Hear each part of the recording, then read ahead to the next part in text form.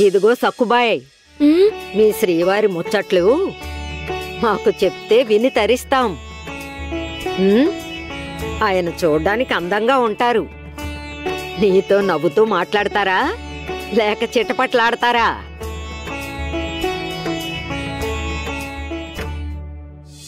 అడగకుండా బండి దిగిందని వాళ్ళ ఆయన తనని అరిచారు.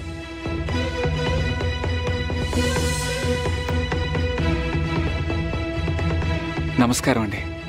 నమస్కారం.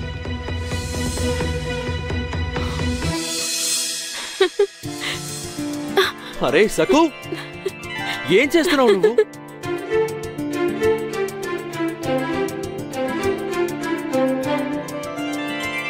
తనకెందుకు వినిపిస్తుంది? పెళ్ళైనా పిల్ల చేస్తలు పోలేదు. నీ ఆరోగ్యం జాగ్రత్త. మిరపకాయల ఘాటుకి కళ్ళు ఎర్రబడ్డాయి, దగ్గుతున్నావు. అప్పుడప్పుడు ఆయన కొంచెం కోపగించుకుంటారు, కానీ ఆయనకి నేనంటే చాలా ప్రేమ. ఆయన నవ్వుతున్నప్పుడు చాలా అందంగా ఉంటారు. మీ ఆయన కళ్ళల్లో మెదులుతున్నాడు కదా.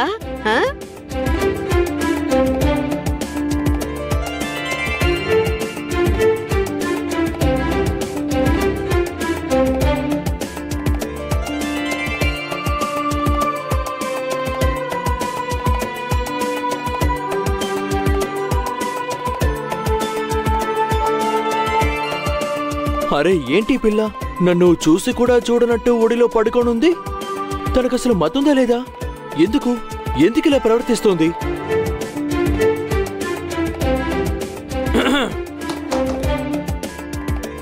అయ్యో దేవుడా, ఈయన నిజంగానే వచ్చినట్టున్నారు. అల్లుడు గారు, మీరా? రండి. అవును, పళ్ళుని తీసుకురా. పళ్ళులో నీళ్లు పోసి రొట్టు మొక్క పెట్టి తీసుకురా. అలాగే తెస్తాను.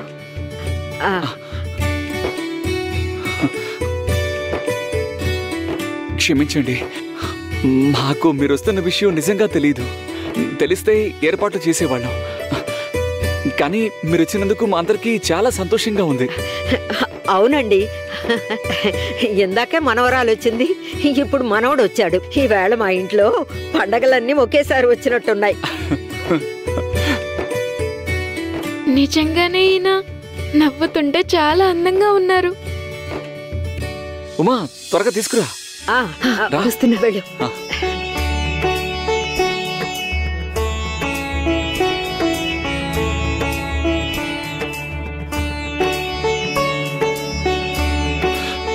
మమ్మల్ని క్షమించండి, మీరు వస్తారనుకోలేదు. మీరు వస్తారని ముందే తెలుసుంటే మేము అన్ని ఏర్పాట్లు చేసి ఉండేవాళ్ళం. మర్యాదల్లో లోపం ఉంటే క్షమించండి.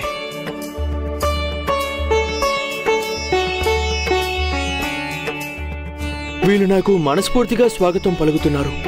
నిర్మలమైన వీళ్ళ ప్రేమని చూస్తుంటే చాలా ఆనందంగా ఉంది. కానీ మా ఇంట్లో వాళ్ళు సకుకి ఎలా స్వాగతం పలికారు?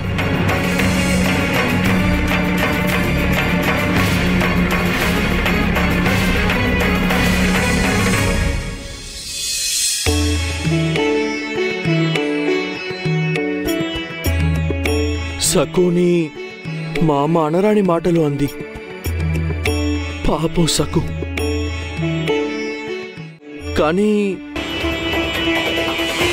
నా పాండురంగడు లేకుండా నేను లోపలికి ఎలా వస్తాను? ఆయన నా ప్రాణం. సకు ఆ రోజు చాలా మొండిగా ప్రవర్తించింది.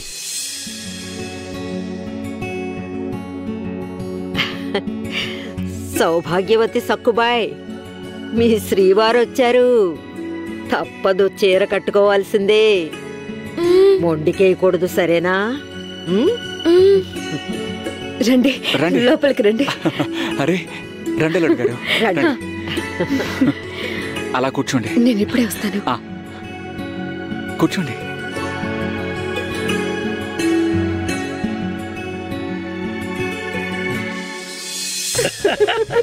ఇదిగో వత్సల, ఈ రోజు మనోరమ్మ వదినికి ఘోర పరాభవం జరిగింది.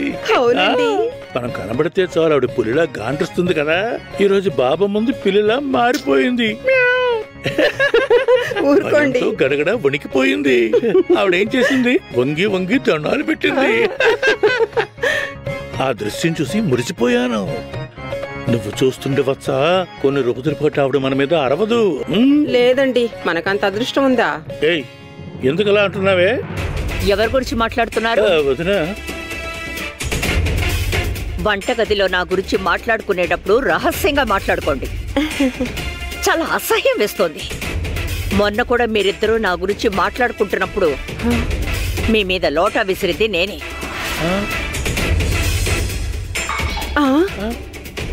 ఓరి నాయన, దీన్ని ఎవరు విసిరారు? అక్కడ ఎవరు లేరే. అయినా కూడా మీరు మారలేదు. మరిది గారు, బాబాగారు మిమ్మల్ని గమనిస్తున్నారని అర్థమైందా?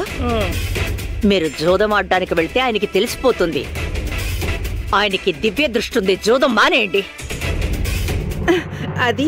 అదేంటంటే అక్క, మీ మరిది గారు నాతో పందెం కడుతున్నారు దిగు గురించి. దిగు గురించి పందెమా? అవునక్క, మన దిగు ఈ రోజు తిరిగి వచ్చేటప్పుడు సఖుని వెంట పెట్టుకొస్తాడా లేదా, అదే పందెం. అవునవునవును, లేదు, అదేంటంటే నిజమైన పందెం కాదు, ఊరికే సరదాగా. వదిన, అది నా మనసులో ఏముందో మీకు స్పష్టంగా చెప్తాను. దిగంబరరావు ఈరోజు సఖుని తీసుకుని ఇక్కడికి వస్తాడని నాకు అస్సలు నమ్మకం లేదు. ఎందుకంటున్నానంటే, సఖు ఇక్కడ ఒంటరిది, ఇంట్లో ఇంతమంది పెద్దవాళ్ళం ఉన్నాం. అయినా కూడా తను మనల్ని, ముఖ్యంగా మిమ్మల్ని చాలా ఇబ్బంది పెట్టింది, విసిగించింది కదా.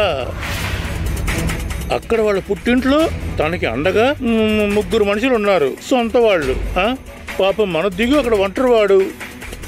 అసలేమో దిగు అమాయకుడు, నోట్లో వేలు పెడితే కొరకలేడు, పౌరుషంగా ఒక్క మాట మాట్లాడలేడు. తనేం తీసుకొస్తాడు? నాకు నమ్మకం లేదు దిగు మీకు ఇచ్చిన మాట నిలబెట్టుకుంటాడని. నాకేమనిపిస్తుందంటే, వాళ్ళందరూ కలిసి దిగును బలవంతం పెట్టి అక్కడే ఉంచేస్తారు. లేదు, అలా ఎన్నటికీ జరగదు. దిగు గురించి మీకు పూర్తిగా తెలీదు మరిది గారు. వాడిని పెంచి పెద్ద చేసింది నేను. వాడు బాబాగారి మాటకి ఎంతో విలువిస్తాడు. ఖచ్చితంగా సఖుని ఈ రోజే తీసుకొస్తాడు. ఆ శక్తి బాబాగారిస్తారు. ఈ పాటికి ఇద్దరు తిరుగు ప్రయాణం అయి ఉంటారు.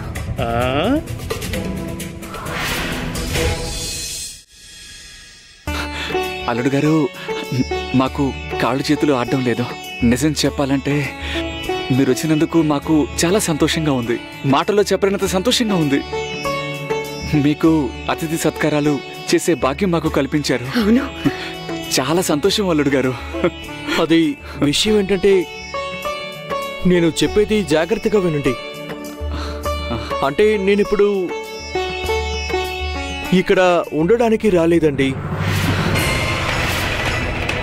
వెంటనే తిరుగు ప్రయాణం అవ్వాలి.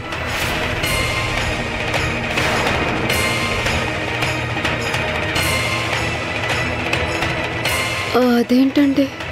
సఖుని తీసుకువెళ్ళడం కోసం వచ్చాను.